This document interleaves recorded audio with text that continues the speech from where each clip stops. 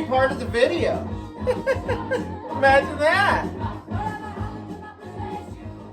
Hey guys, hey, welcome to Cosmic Vinyl. I'm Cosmic Brian, your host, rocking it out on a Sunday afternoon. What's up? You guys want to go? Huh? You guys want to go? Welcome aboard. Hey man, you're now tuned into something we like to call shout outs and show and tell. Pretty original, huh? Man, it must have took me like 2 weeks to come up with that. But anyway, welcome aboard. What I usually do here is I give three or four shout outs, and then I show you some vinyl. You guys down for that? I mean, you guys want to hear about like some cool people here in the VC, maybe some channels you haven't heard of, right? And I'm sure you want to see some vinyl, right? And hear about some great tunage. I'm sure you do. So let's get on with it. Let's do this. Big chug, guys. Get ready to hoist it up. Yeah, I'm still rocking the Miller Lite. Hey, I want to show you this koozie. So I'm a collector by nature. And if I find a koozie or I see koozies, I just pick them up. I don't care what they have on it. This is retired and living the dream since 2015. And then it's got the person's name on the back, Debbie. She must have retired 9/30 of 15. Let's hope she didn't retire like no, she didn't. They wouldn't be celebrating it on a koozie. Although I would like to have my passing be celebrated with koozies and all kinds of crazy stuff. But anyway, I'm gonna bust out my new koozie. Let's hoist it up. Big chug. Oh, this is gonna be good. It's cold, so I might not be able to chug it, but I'm going deep this time. Here we go. Oh, yes, my good friend, of course. Whoa, oh shit.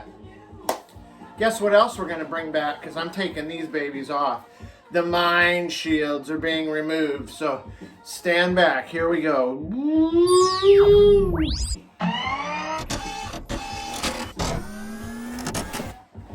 Gotta find my specs. I actually broke my specs this week, so I had to do a little repair job. God, I look pallid. Must be the lighting. All right, let's start with the shout outs first. Let's start with the shout outs. So the first channel I'd like to shout out is a cat who's been in the vinyl community, I think at least as long as I have. Maybe we came in around the same time. And that's Sean from Psychedelic Snow. Oh my God, Sean's channel is frigging amazing. And his collection is just absolutely, it's fire, it's hot, it's burning, it's lava.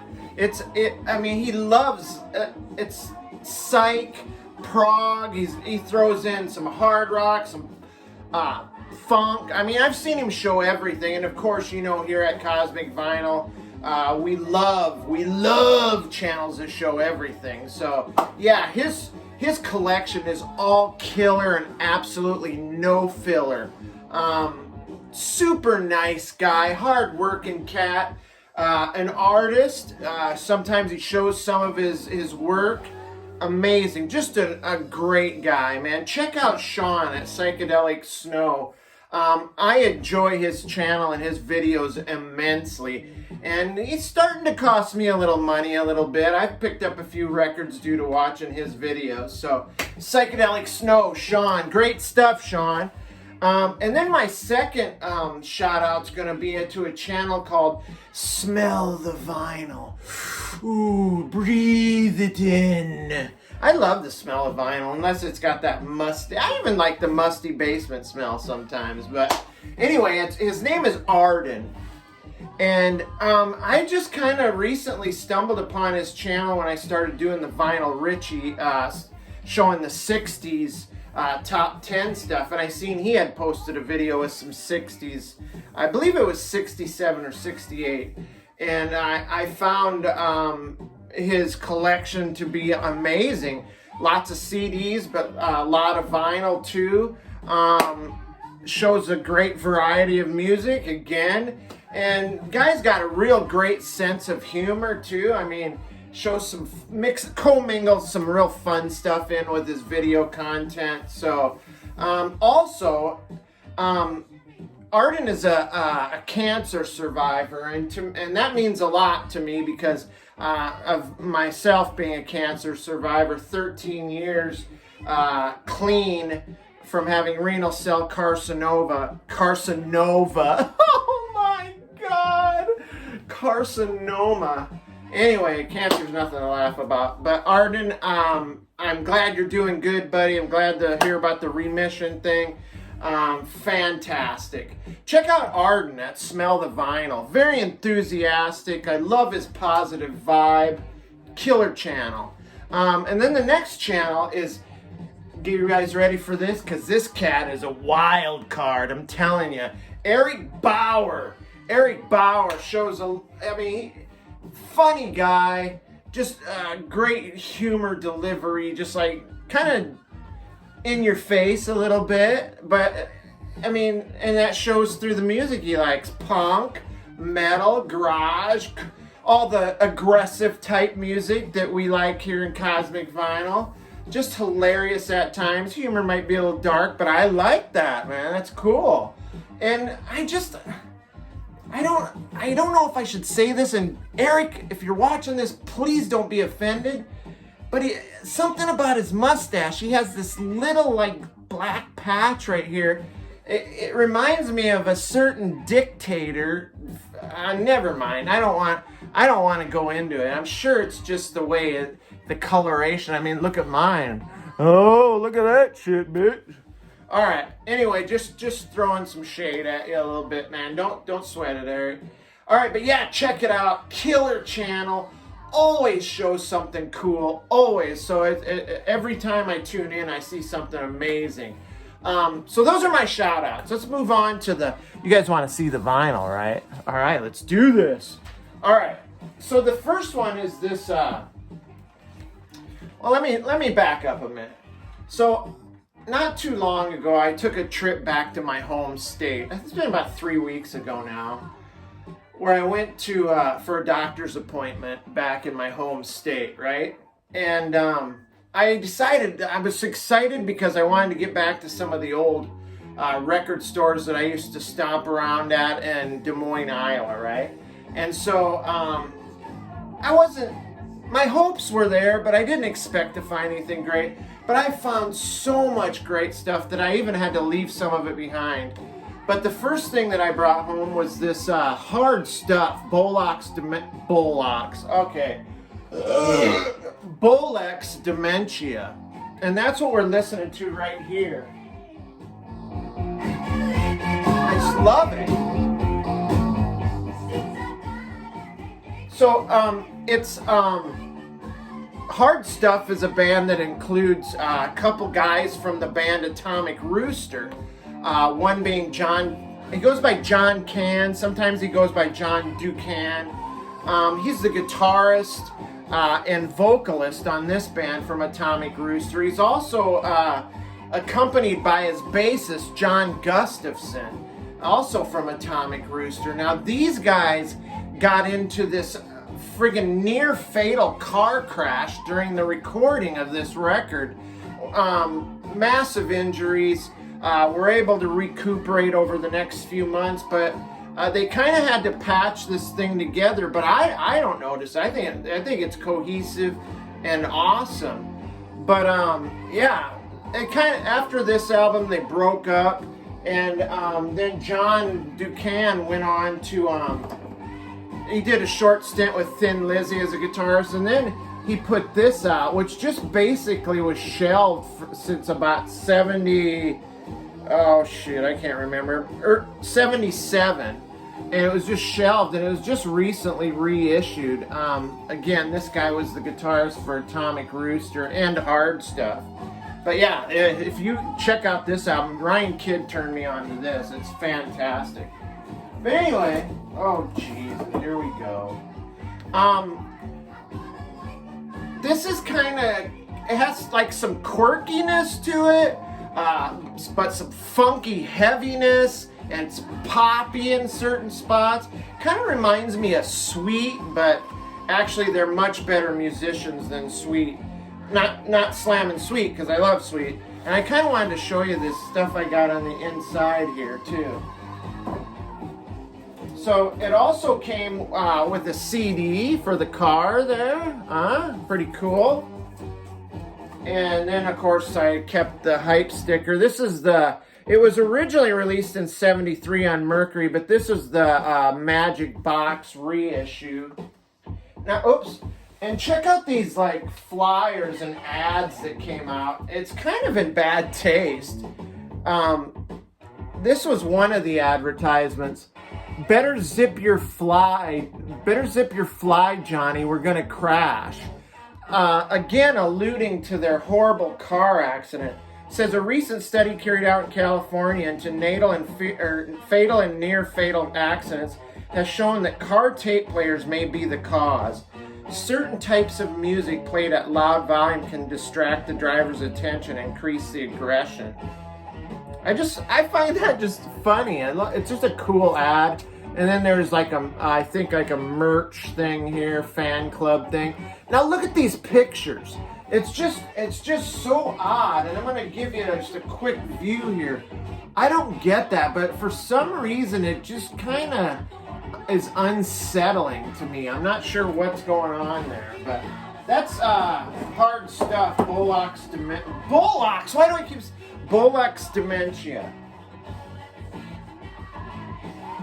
And my next album is another one I picked up in Des Moines. It's called Fuse, and this is self-titled record. I think the only record they came out with.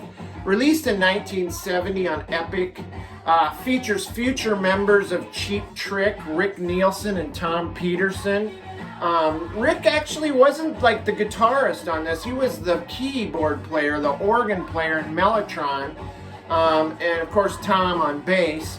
But I think even Bunny Carlos came in a later edition of the band. But Rick and Tom have nothing good to say about this band nor this album. I mean, they trash it. Rick calls it his fellow musicians rinky-dink and probably pumping gas now.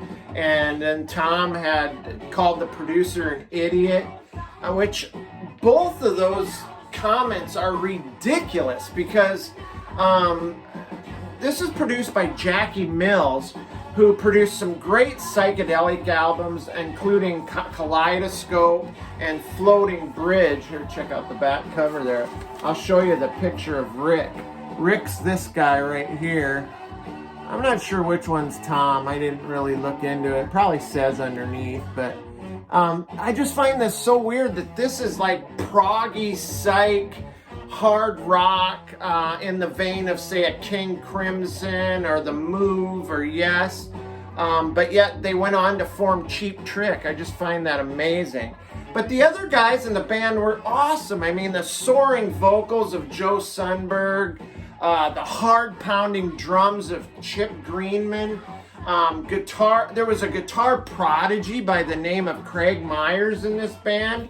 I mean, this was killer. And this album is great, man. And I just feel like Rick, he wants to distance himself from this point of his career. But this is a great record, man. Check it out. Heavy. And then I was lucky. I almost left this one behind. But I went back the next day and got it before I left town. And this is Mint Tattoo. Again, self-titled. It was released in 1969 on the Dot record label. I don't know why, I just dig the Dot label for some reason. But this is a die-cut sleeve, and I'm only going to show this. Oh, there's the back there with a bunch of kids rocking out, playing on the fence there in the band. I'm going to show this gatefold quickly, and then I'm going to close it back up. But I feel like it's art, so boom, there you go. Check it out. There's the guys in the band there. Okay, we're done. All right, so yeah, This has ex-members of Blue Cheer, Bruce Stevens, who was the vocalist and guitar player on this. They're a San Francisco band. Ralph Burns Kellogg, also, who was in Blue Cheer, is in Mint Tattoo. He's the keyboardist here. It's like psych blues, hard rock. It's heavy. It's got a heaviness to it. Not as heavy as Blue Cheer, but it's definitely a hard rocker. I love it. It's killer. They had some real potential here, but if they would have, wouldn't have broken up and just maybe gave themselves some time to develop and get bigger and better. But yeah, great stuff. Mint Tattoo. Happy to find that. Now, speaking of Sean at Psychedelic Snow, I actually bought this after seeing it shown on his video. This is the Negative Space. It's the White Album. I'm kidding. It's it's not self-titled. It's Hard, Heavy, Mean, and Evil.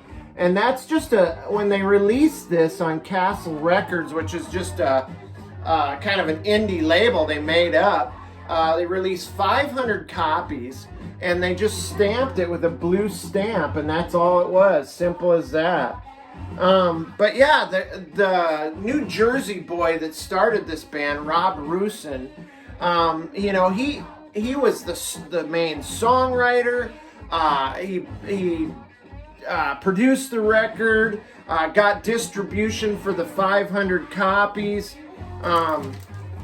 And then got it out there, man. Check that out. I kept this plastic for the Proto Metal Hype sticker there. But yeah, this is great. Released in 1970, like I said. I'll show you some pictures of the guys in the band there. But yeah, this is like, this totally represents the DIY aesthetic that punk rock and indie bands would use later on. But he writes about and sings about like feeling trapped. There's songs about rebellion and depression, and it's loud, and it's about strained relationships. It's heavy. It's emotionally heavy. It's pretty lo-fi. I think it was recorded on a 4-track. There's a nice little write-up on the band on the back there. If I had to describe this, it's like the East Coast version of Blue Cheer. It's like dark, heavy, fuzzed out basement psych. And this is great. I highly recommend it. I played that yesterday quite a bit, and just in preparation for this, and I was killing it.